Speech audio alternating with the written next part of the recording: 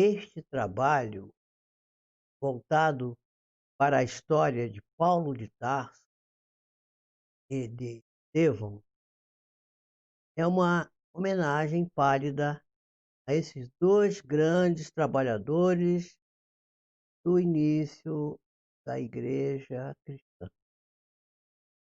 Na realidade, a nossa intenção é trazer a ideia de que essa parceria entre o apóstolo dos gentios, Paulo de Tarso, e o grande missionário, grande pregador, primeiro mártir da cristandade, Estevão,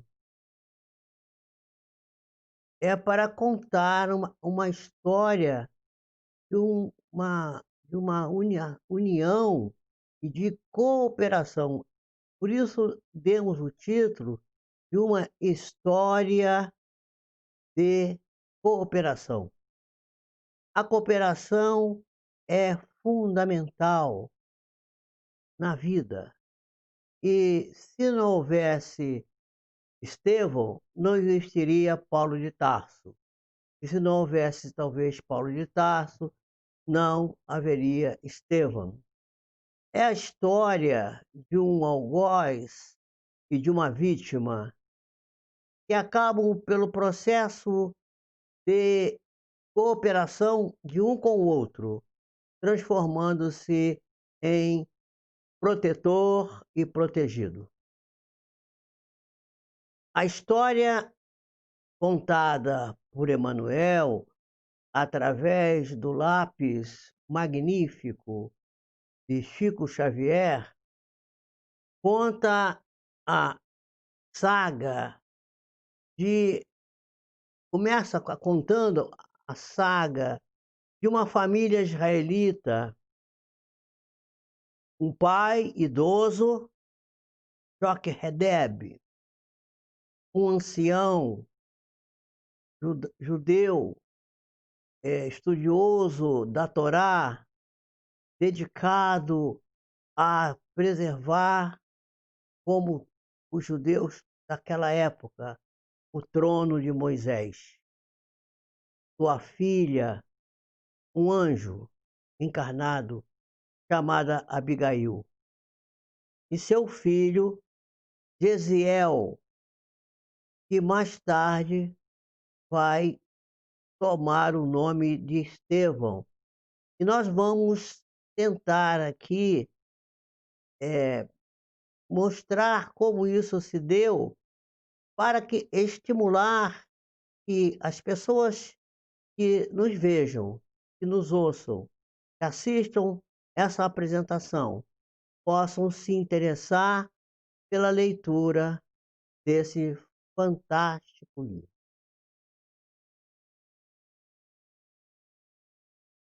Se não houvesse, então, Estevão, não haveria Paulo. Se não houvesse Paulo, não haveria Estevão, como nós dissemos no início. A história é a história que está relatada por Lucas nos Atos dos Apóstolos, o livro do Novo Testamento chamado Atos dos Apóstolos. E nós poderíamos dizer, parodiando um companheiro nosso, Haroldo Dutra Dias, que nos remeteu ao estudo dessa obra, e o que eu contarei num outro momento, uma vez que ele estava, Haroldo Dutra Dias, há 10 anos atrás, escalado para fazer uma palestra na Semana Espírita de Barbacena, que era uma semana espírita voltada para as obras de Emanuel e André Luiz, as obras psicografadas por Chico Xavier. E sem que eu soubesse, eu fui convidado para tratar desse tema. E eu tinha uma dificuldade muito grande, e cada vez que começava a leitura deste livro, eu era tomado de lágrimas. Uma grande emoção se apoderava de mim e eu tinha uma enorme dificuldade de continuar a leitura. Mas, para atender aos pedidos dos irmãos que me convidavam, lá fui eu fazer a palestra. Só que eu não sabia que eu estava indo para esta palestra para substituir o grande tribuno, o grande orador, o grande estudioso, o jovem doutor Haroldo Dutra Dias. Quando eu cheguei lá na hora da palestra, é que eu tomei conhecimento. Aí me deu uma tremedeira na perna. Eu falei assim: meu Deus do céu, como que eu vou fazer esse trabalho? Porque Haroldo tinha feito naquele momento um seminário no qual ele tinha apresentado os estudos que tinha feito a respeito dessa portentosa obra. E ele vai afirmar, por isso eu estou citando isso, que se o Ato dos Apóstolos é o filme, o livro Paulo e Estevão é o making of, ou seja, mostra os detalhes da história que é contada dos cristãos primitivos conforme está lá no relato de Lucas. Então, nós vamos ver, e aqui estamos eh eh, lembrando que a nossa ideia de que a cooperação é o toque importante dessa parceria, nós trouxemos essa imagem, que é uma imagem, retirada da internet, infelizmente não temos como aqui botar o crédito, mas, pedimos perdão aos criadores dessa ideia, que é fantástica, mostrando como esses pequenos insetos, as formigas, cooperam entre si para vencer o obstáculo. Bom, o livro se justifica porque ele precisa trazer informações dos trabalhos do apóstolo Paulo, dos trabalhos que Paulo realiza e que faz parte das tradições do plano espiritual. Não é uma homenagem, e Emmanuel vai dizer que seria desnecessário e descabido homenagear Paulo, mas apenas um relato que mostrasse o esforço e o testemunho desassombrado de alguém que se libertou das lutas deste mundo para buscar as asperezas e os espinhos do caminho do Cristo. Todos nós sabemos que Paulo era um homem, aquilo que se chamava o vaso escolhido. Era uma criatura, um homem de aparência bela, um homem forte, bem posto. Ele tinha, eh, várias características que enobreciam o seu caráter. E ele que tinha nascido na cidade de Tarso, daí seu nome primitivamente ser Paulo de Tarso, e portanto ele era uma pessoa que tinha nascido na Grécia, porque a cidade de Tarso pertencia à Grécia, portanto ele era grego. Mas ele também era judeu, porque a família hebraica na qual ele havia nascido, corria-lhe nas veias o sangue dos israelitas, e ele estava se preparando para se tornar um grande rabino, um homem importante da sinagoga. Mas, por outro lado, ele era também romano, porque seu pai havia realizado trabalhos para o César Romano e havia recebido em paga desses trabalhos um título de cidadão romano que era, que passava de pai para filho e que o Paulo de Tarso recebia como uma herança, porque ele também era romano. Ele era, portanto, ele tinha as 3 nacionalidades mais importantes da época, e naquela época isso era de fato muito importante, porque ser judeu, ser grego, né, e ser romano era da maior importância, porque as criaturas que não fossem soldados romanos, que não fossem das tribos mais importantes do judaísmo, e não fossem criaturas que carregassem nas no seu na nas seus na sua bagagem conhecimento, importante da filosofia grega, dos trabalhos que os gregos haviam realizado e que os romanos, que eram os dominadores da época, respeitavam, a pessoa não era coisa nenhuma. A criatura era um animal, considerado um animal, talvez menos importante do que um animal, e como animal era tratado. Mas a pessoa que era grega, ela tinha respeito. A pessoa que era judaica e pertencia ao rabinato, ela merecia respeito.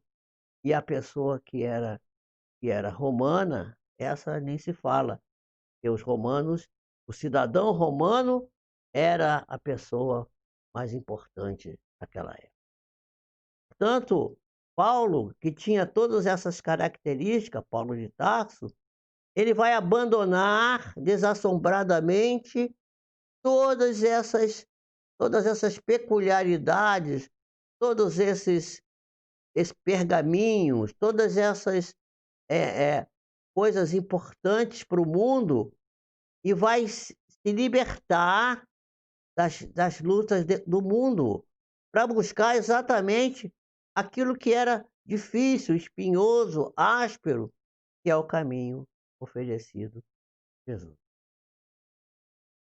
Então, Paulo parece aí que seria um santo, então, porque conseguiu deixar toda aquela questão, eh, do mundo para se determinar e para seguir Jesus, porque acreditava-se mesmo, e acredita-se ainda hoje, que ele seria um santo, um predeterminado a ser a quem Jesus apareceu num ato mágico de especial conteúdo. Mas não foi bem isso. Paulo recebeu a dádiva santa de ver o mestre num momento muito especial da sua vida. E não podemos esquecer que Jesus, naquele momento, o tinha advertido das dores e das dificuldades que o aguardariam por anos por causa do seu nome. Paulo, depois que se torna cristão, depois que entende a importância da sua vida e da sua vinda à terra, quando na estrada de Damasco, indo para prender Ananias, um homem santo, que era um homem de Deus que curava, que impunha as mãos sobre os doentes e os fazia recobrar a saúde, ele ia a caminho, de Damasco para lá prender Ananias e trazê-lo a ferro e talvez mandá-lo até matá-lo. Mas, no meio do caminho, a luz que o cegou, vinda do Mestre e Senhor, que o aparece, o derruba do cavalo e o faz ver ao próprio Cristo, e o adverte. E agora, dali para frente, ele seria cercado de muitas dificuldades, por causa do nome de Jesus. Ele é abandonado pelos amigos, ele é abandonado pelo sinédrio, que o recebia com todo carinho e respeito, ele é abandonado pelo seu próprio pai. Deserdado, abandonado, ele é obrigado a buscar o deserto. Vai para o deserto, curtir couro de camelo, construir sacas, bolsas e vestimentas para poder sobreviver. Um homem que era muito rico e vivia nas corridas de biga, que tinha a importância de um homem que tinha destaque na sociedade, por esses fatores que eu já enunciei anteriormente. É certo que Paulo trazia a missão que ele haveria de realizar. É certo que todos nós trazemos uma missão que temos que realizar. Não tão grande, talvez, como a daquele desse paradigma, desse ícone da espiritualidade, desse ícone da cristandade. Porém, quem não traz isso? Quem é que não traz em si mesmo uma missão que tem que realizar? Todos nós temos um trabalho do Senhor a realizar.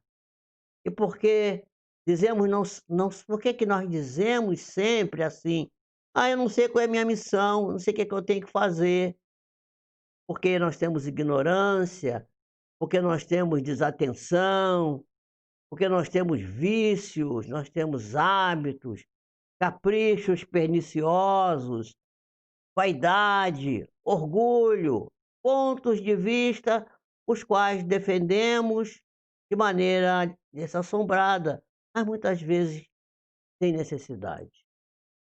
Portanto, Paulo vai passar por essa situação e vai ficar completamente abandonado.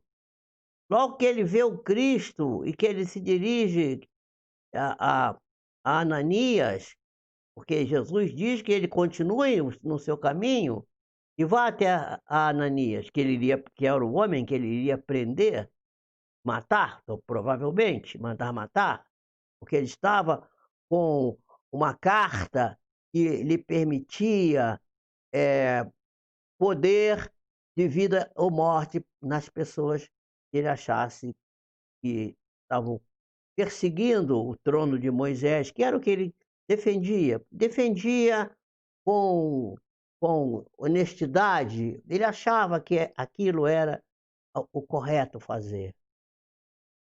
Então, essa, essa questão da missão que ele recebe, ele vai até. E tem a primeira lição ali, porque ele fica completamente cego, porque ele estava cego, né? Cego, espiritualmente cego. E agora ficou fisicamente cego. E vai para Ananias, e Ananias impõe-lhe as mãos e caem dos seus olhos escamas. E eram as escamas da ignorância, da desatenção, dos caprichos perniciosos, da vaidade, do orgulho e do ponto de vista que são os nossos percalços, os percalços de todos nós. Não foram só os do Paulo. Muitos de nós somos cegos e muitos queremos, às vezes, dirigir as outras criaturas. Como dizia Jesus, somos cegos a querer dirigir outros cegos. E ambos vão cair no buraco. Bom, Paulo não era um predestinado, não foi. Ele foi apenas um construtor de uma nova realidade, de uma realidade diferente. E todos nós somos chamados dessa ou daquela maneira. Só que ele foi chamado e ouviu o chamado, e aceitou o chamado, entregou-se ao chamado, agradeceu e trabalhou. Quando ele viu a luz fulgurante do Cristo que o ofuscou e que o cegou, ele apenas, caído no chão, já que foi tombado da animalha a qual ele estava montado, ele pergunta para Jesus: Senhor, o que queres que eu faça? Jesus dá as instruções. Fosse Ananias, que ele tivesse coragem, que ele trabalhasse, que ele não reagisse, que ele iria sofrer, que ele iria padecer. Ele foi apedrejado, ele foi preso, ele naufragou várias vezes, até ficar completamente com os joelhos desconjuntados, sem poder continuar o trabalho. Nós vamos daqui a pouco tocar nisso. Jesus propõe a todos nós o quê? O que propôs a Paulo. Nós precisamos nos arrepender dos nossos erros, que nós pratiquemos a abnegação, ou seja, neguemos a nós próprios, tomemos a nossa cruz e seguimos-lo, isto é, fazer a própria via dolorosa que o próprio Cristo. Essa condição, uma condição difícil, sabemos, mas é possível de ser feito. Bom, a história do livro começa quando Minúcio Licínio, um pretor romano, chegou naquela cidade, né, na Acaia, naquela, eh,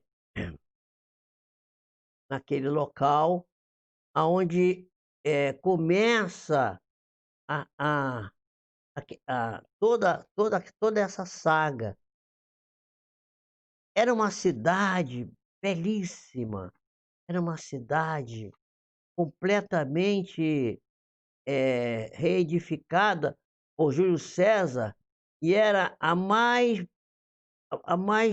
bela joia daquela província, né.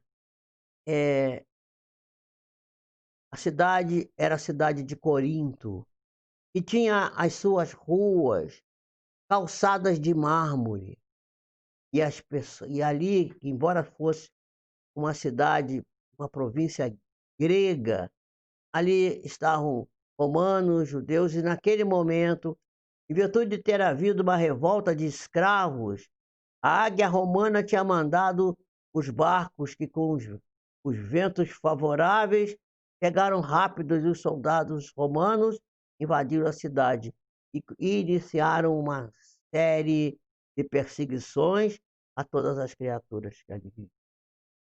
Nessa imagem que aqui está, aqui estamos vendo o patriarca, pai carnal, né, do futuro Estevão, que aí se chamava ainda Gesiel, e sua irmãzinha Abigail. Abramos um parênteses aqui. Abigail era uma moça muito jovem, bela e de muitos nobres pendores morais. E estava prometida a casar-se com mais nada menos do que com Paulo de Tarso. Era a consorciada de Paulo. Se vocês lerem o livro, vocês vão ver as histórias e as poesias que Paulo declamava para essa jovem que estava sendo prometida a ser sua esposa. E o pobre do velhinho, do pai de ambos, ele saiu naquela tarde em que a cidade estava mais ou menos abandonada, as pessoas estavam com medo de sair à rua, porque a soldadesca romana estava à solta, produzindo coisas terríveis. Ele sai e vai atravessar a rua e passa por 2 soldados que estavam a conversar. E os soldados chamam aquele homem. O seu velho, de uma maneira assim, rude, né, chamaram ele assim de uma maneira terrível, mal comportada. Você não cumprimenta os donos da situação? Não foi com essas palavras que eles disseram, mas mais ou menos queriam dizer isso. Você não vê que aqui estão os dominadores, aqui estamos nós, os representantes do César Romano, passa e não nos cumprimenta. E ele se abaixa, assim, humildemente, e diz assim: "Ah, desculpe, eu não queria perturbar". "Ah, é? Você é mal educado". E partiram para cima dele e machucaram-lhe o rosto a socos. Essa imagem que está mostrada agora aqui, é exatamente desse momento, quando o pai chega à casa e os filhos, Abigail e Jesiel, cuidando das suas feridas. Bom, aqui está a cena da agressão, né, o porque a agressão não foi uma vez só, foram várias vezes, porque de uma outra vez, ele saiu à rua, passando pelo soldado e tendo passado por aquela situação anterior, ele cumprimentou: "Salve, emissários do César Romano", qualquer coisa assim. E os soldados novamente o agrediram, empurraram, jogaram ele no chão e bateram nele de novo, porque assim: "Como ousas se dirigir a nós, seu velho sujo?" Dessa forma. E assim, era assim que funcionavam as coisas naquele momento. Acabou passando-se o tempo e o velhinho acabou preso, porque, na realidade, o pretor que chegou à cidade, ele prometeu que ia reparar as injustiças que havia. E ele tinha sido espoliado nos seus bens, nas suas terras, e foi reclamar. Porque foi assim, foi convidado. Saiu um arauto pela cidade dizendo: "Quem tiver queixas, venha aqui, que o pretor Licínio Minúcio vai reparar os erros", e tal. E ele, coitadinho, acreditou. Quando chegou lá, o que que aconteceu com ele? Ele teve mais terras espoliadas ainda. Assim: "Como você ousa vir reclamar aqui?" E ficou tão revoltado, ele acabou tomando uma atitude errônea, conhecemos. Ele, agrediu uma propriedade vizinha à dele, que pertencia a alguém que era afiliado da Águia Romana. E acabou sendo preso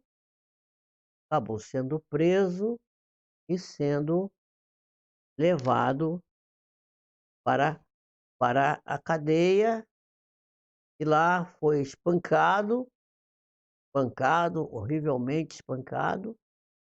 E o seu filho que tinha ido, tentar, porque ele botou fogo na propriedade da outra pessoa, e o Gesiel foi lá tentar apagar, e chegou em casa já todo chamuscado e tal. E aí, quando os soldados chegaram, que viram ele daquele dia, acharam que ele tinha posto fogo. Prenderam a ele e o pai, que é a cena que nós estamos vendo agora aqui. E aí, o pai foi espancado até a morte, a irmã foi eles foram completamente expurgados de todos os bens, o pai, o Joca Reb, morreu, e o Gesiel foi levado para uma embarcação para ser escravo, porque era jovem, forte, foi remar nas terreiros romanas. E lá, ele eh, estando lá no barco, houve uma doença que grassou entre os soldados, entre as pessoas. E as pessoas que contraiu a doença, uma peste, né, uma virose daquela época, não sabemos bem o que que foi, era chamado de peste. E as pessoas e eles sabiam que aquilo era altamente contaminante. E as pessoas que contraíam aquilo, eles atiravam no mar. Acontece que nesse barco estava um dignatário romano que era ligado ao governo de Roma, ao César romano, era um nobre romano. E eles não tiveram coragem de fazer essa atitude com esse nobre romano, tiveram medo. O que fizeram? Isolaram ele no local e chamaram o Gesiel, que era o filho desse senhorzinho caído, Josarrebe, para cuidar para cuidar daquele doente. E ele, como era um homem estudioso da Bíblia, era um médium, um curador, ele conhecia, também pela tradição judaica, os remédios, os chás, as mesinhas. Naquele tempo, os recursos eram muito parcos. Nós estamos no ano 34 da nossa era. Era tudo muito difícil. Mas o fato é que o nobre romano curou-se e, em agradecimento, deu fuga para ele e mandou que ele, quando já estavam perto do local onde eles iam aportar, perto de Jerusalém, ele colocou ele num barquinho e levou até a praia, onde ele ficou caído, porque ele já estava também contaminado pela mesma doença. Lá na beira da praia, ele foi pseudamente socorrido por um sujeito que, dizendo que ia ajudá-lo, folheou do dinheiro que o nobre tinha dado para ele seguir a vida. O nobre tinha dito assim: agora você vai embora, você troca de nome, porque se souberem que eu te dei fuga, quem vai ser condenado serei eu. Você, por favor, desapareça, troque de nome. E ele ficou caído lá na beira da praia, mas o bom ladrão que o roubou na praia acabou levando até alguém que o levou até a casa do caminho, onde Pedro e Tiago, né, nessa altura Jesus já tinha sido crucificado, eh, desenvolviam uma tarefa caritativa de socorro aos doentes, aos aos caídos, àqueles que precisavam de apoio. E ele foi lá socorrido por por por por Pedro e por Tiago, por João, por todos os por aqueles pelos filhos de Zebedeu, pelos apóstolos que ali se reuniam para socorrer as pessoas. E aí ele começou a conversar com Pedro e disse assim: "Ah, nós estamos esperando o Messias, porque o Messias vai nos libertar. Nós sabemos, eh, temos as escrituras antigas, os rolos antigos, que nos afirmam que nós seremos libertados pelo Messias". E aí Pedro virou-se para ele e diz assim: "Mas o Messias já veio". "Mas onde é que ele está?", perguntou Gesiel. "Ah, ele foi preso, morto, crucificado". "Ah, meu Deus, como é que eu não tomei conhecimento? Como é que eu não soube?". E aí Pedro diz assim: "Eu vou te mostrar os novos rolos", quer dizer, o Novo Testamento, que já estavam no ano 34, iniciados na es na escritura por Levi, que vem a se chamar, logo a seguir, né, Mateus. E aí ele lê lá, ali naqueles rolos que Pedro oferece para ele, já os primeiros atos do evangelho, escritos por Mateus. Naquele momento ainda tinha o nome de Levi.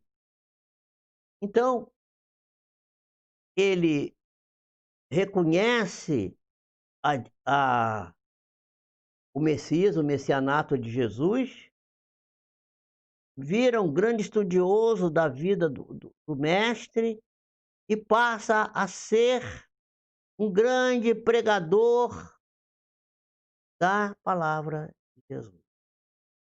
E um dia, pregando numa assembleia enorme, já no ano 35, mais ou menos,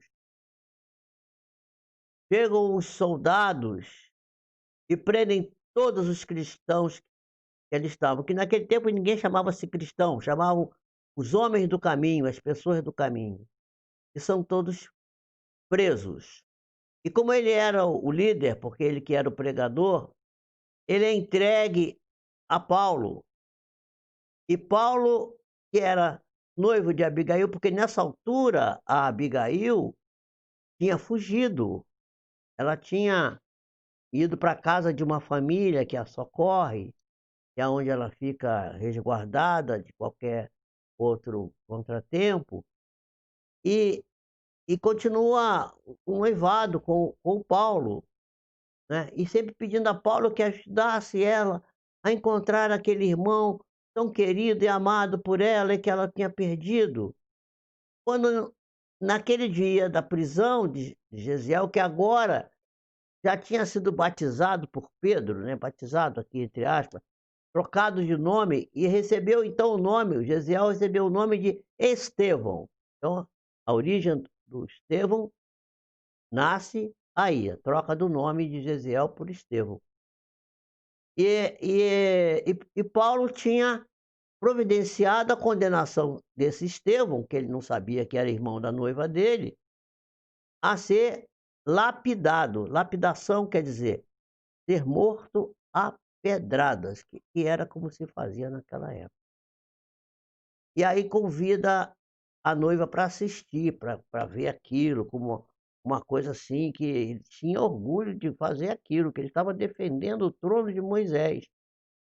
Qual não é a surpresa dele, e dela principalmente, quando ela reconhece naquele homem que estava a morrer ali, seu irmãozinho que estava sumido tanto tempo, anos e anos, que passaram-se anos e anos desaparecido, que agora reapareceu.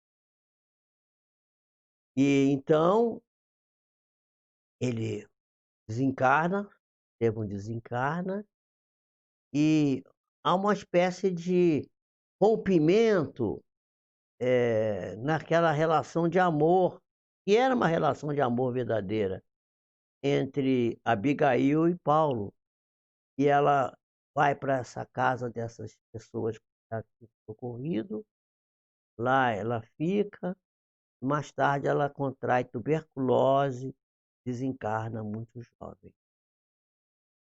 Tempos depois, Paulo indo para, como eu já tinha começado a contar anteriormente, indo para Damasco, na estrada, vê a luz do Cristo. Acorda para a nova condição e vai se tornar o apóstolo. Quando ele já estava, depois de fundar várias igrejas, como eu falei inicialmente, este livro é o making of do Atos dos Apóstolos. Se quiserem, podem estudar o Atos dos Apóstolos, do começo ao fim, e olhar com atenção o que está no livro de Emanuel. E vai se descobrir ali, inclusive, a correção histórica dos anos, porque se diz que o primeiro livro do Evangelho, o livro de Mateus, foi escrito nos anos 60, o que não é verdade, porque já tem estudos acadêmicos hoje mostrando que isso não está correto e que Emmanuel, sim, fez a correção da data. E Paulo já, então, depois de fundar várias igrejas, depois de pregar por todos os lugares, ir para os gentios, quer dizer, aqueles que não eram judeus, ir a Roma, ir para a Grécia, Laodiceia, escrever, começa a não ter mais condições de caminhar, porque só naufrágio ele teve 3 ou 4 naufrágios, uma coisa impressionante. Nós vamos voltar a tratar desse tema, mostrar outros detalhes da história num outro momento, em que nós vamos mostrar os momentos em que ele naufragou, os momentos em que ele esteve preso, em que ele foi apedrejado também, em que ele sofreu horrores, até que ele acabou sendo decapitado, muitos, muitos anos depois. Mas, no final da sua vida, quando ele já não conseguia mais ir pregar, visitar as igrejas, fundar as igrejas, ele começou a chorar um dia, porque ele queria continuar a obra de Jesus. Ele que tinha sido o perseguidor do mestre, agora era o seu maior defensor e o seu maior trabalhador naquele. E aí ele começa a chorar, porque ele diz assim: "Não posso mais, não aguento mais continuar a minha tarefa. Meus joelhos estão desconjuntados, minha coluna não se ergue mais. O que eu posso fazer?" E aí, pelas vias da intuição, o próprio Jesus vai e manda a intuição para ele: "Paulo, se não podes ir, escreve." E aí ele começa a saga das cartas, das famosas cartas, as epístolas de Paulo, aos Colossenses, aos Tessalonicenses, aos Romanos, aos Gálatas, a Timóteo e etc. Mostrando que mesmo quando a gente já está meio decrépito, já não consegue mais caminhar, não consegue mais ir, a tarefa não acaba. A gente tem que continuar a realizar a tarefa. A tarefa precisa continuar. E quando ele desencarna, mas antes de falar do desencarne de Paulo, teria que dizer o seguinte: a referência de Chico Xavier, e Emmanuel sempre dizia a Chico Xavier: estude, leia as cartas de Paulo, elas são mensagem de Jesus. E conta-se que Paulo de Tarso, recebia por via mediúnica, intuitiva, as cartas que vinham através de Estevão. Cartas essas que foram ditadas pelo próprio Cristo a Estevão, e que Estevão trazia transmitia para Paulo. E Abigail dizia para ele: Paulo, perdoa, trabalha, serve, esquece. Ou Paulo, perdoa, esquece, serve, trabalha. E essa expressão desses verbos são uma constante na vida de Paulo de Tarso, e que devem servir também de exemplo para as nossas vidas. Perdoar, esquecer, servir, trabalhar sempre enquanto for possível. E quando não for possível, também trabalhar, trabalhar, trabalhar. Porque Jesus trabalha e o Pai Celestial, como ele dizia, também trabalha.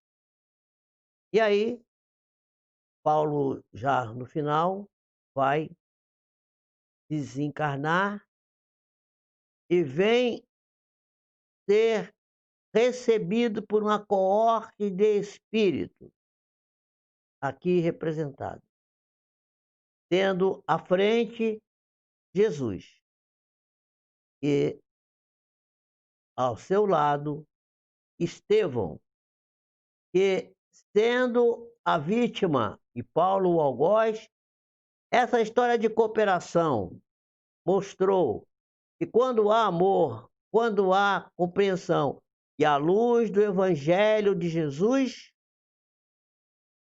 a perseguição, aquele que é algoz e aquele que é vítima. O algoz se transforma em assistido e a vítima pode se transformar em protetor. Foi o que aconteceu. Por isso, nós atribuímos o nome de Paulo e Estevão, uma história de cooperação. A cooperação de dois espíritos, um encarnado e o outro já desencarnado, levado ao desencarne pela sanha e pela ignorância, pela vaidade, pelo orgulho, pela falta de conhecimento daquele que seria o seu algoz, e que agora se tornava o seu protegido. Portanto, é por isso que a igreja romana, tem Estevão como o primeiro mártir da igreja, e é o primeiro mártir da igreja primitiva, é o primeiro mártir, da igreja antiga, dos homens do caminho, porque ele vai ser apedrejado e morto por Paulo de Tarso muito antes dos demais e logo depois de Jesus.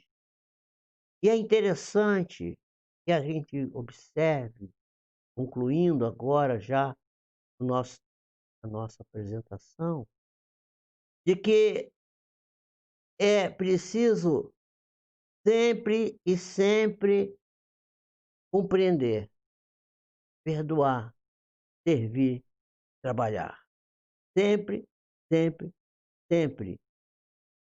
E se Estevão já não fosse aquele espírito elevado, poderia ter desencarnado com ódio de Paulo, porque Paulo representava o poder daquele momento, e e tinha lhe tirado a os anos da mocidade, tinha lhe tirado a a a vida, e a sua pobre irmãzinha ficou ali sofrendo, ficou ali chorosa, coitada. É assim, é a história. Aqui estamos vendo os espíritos politando a caminho da luz, que é o caminho que todos nós deveremos percorrer e buscar. Eu agradeço muito vocês terem me acompanhado